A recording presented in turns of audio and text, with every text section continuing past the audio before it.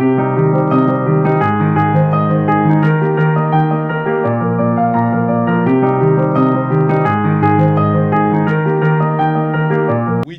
has been introduced by the donor funding. So they will tell you that we are going to give you a grant, but it is capped on making sure that you also take a loan. A classic example is results-based financing and the financing that we got under the Global Financing Facility. So if you do the analysis, PPPs now are categorized under those three with those sub-understandings. Does Uganda have a framework to regulate this? I think it's fairly interesting, because when we saw developments happening and inviting the private sector earlier in the years, we developed laws, for instance, on health service provisions. In 1996, we had the Medical and Dental Practitioners Act, which regulates the medical and dental practitioners, including their practice. But this is not only targeting government, it also targets the private sector. But that's 1996. In the same year, we have the Nurses and Midwives Act, which also regulates the practices of these nurses and midwives. And in the same year, 1996, we had the Allied Health Professionals Act, which actually looks at all other health professionals, laboratory attendants, people, I think, that are not necessarily belonging to the medical nurses or the Pharmacy Act. Earlier on in 1970, we had the Pharmacy and Drugs Act. Now, these are the key legislations that one can find if you searched the earlier regulation that we actually had. But lately, after 2010, we saw that specific policies and regulation on public-private partnerships began to develop. In 2010, we saw the Public-Private Partnership Framework Policy for Uganda. In 2012, we had the PPP's regulations and the National Policy on Public-Private Partnerships, which followed the Public-Private Partnerships Act. And then, very interestingly, we also have a strategy, the Public-Private Partnerships Health Strategy. I'll tell you, in my own analysis, that in the health sector, this is one of the areas which has a full framework. It has a law, it has regulations, it has a policy, and it has a strategy. In the health sector, it has always been that in some areas you'll find some sectors having just the law without a policy, or having a law and a policy without regulations, or having regulations without a strategy. But PPPs, very, very interestingly, in the sector, that's what they have. Now, and I'm about to open it up to you. I always look at health systems things from the building blocks of the health system. And I asked myself, are PPPs being applied across the health system's building blocks? Now, if I talk about the building blocks, those in health systems, you know, we are talking about health service delivery, number 1. We are talking about the health workforce, number 2. We are talking about health information systems, number 3. And 4, it is essential medicines. 5 is financing. And then the last is leadership and governance. I'll go one by one and give you key examples on PPPs we see today and their characteristics. In service delivery, we have the historical PPPs of private not-for-profit. These are mostly faith-based. The Catholics, the Muslims, the Protestants, the Orthodox, they all have facilities that are faith-based and they are supporting government. What is interesting is that they are putting in resources, but also, on the other hand, sometimes government uses their infrastructure to deliver on the health system. We also have new ones. We have, for example, very recently, the super specialized hospital in Mulago, where the government got a loan and this loan, is it from ADB? Is supposed to make sure that the hospital serves the underserved according to what was presented before Parliament, and also provides specialized services. What has befallen of the opened specialized hospital is a point of discussion, which I think this room can discuss. When it was opened, we don't know whether this PPP arrangement actually delivered to those that are mostly in need.